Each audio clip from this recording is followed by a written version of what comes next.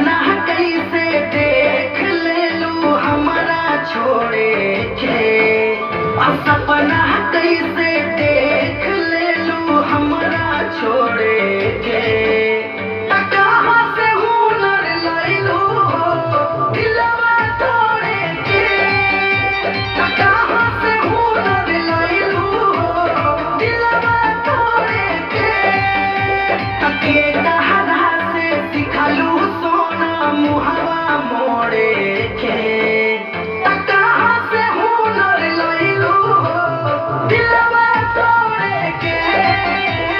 कहाँ से हुनर लैलू दिलवा तोड़े के।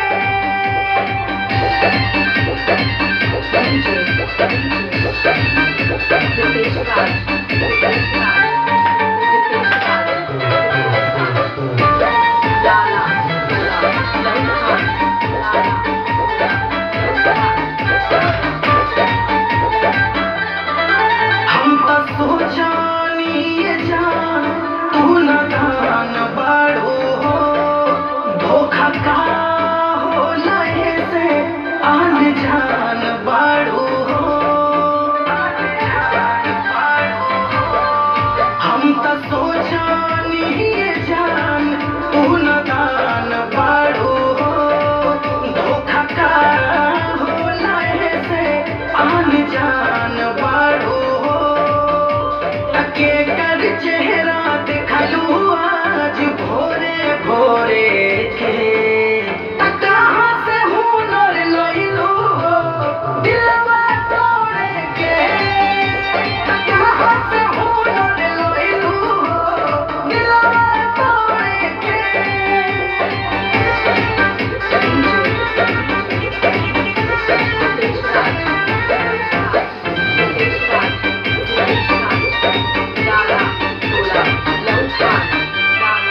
हम तो जानो न पैनी ई मासूम रूप के।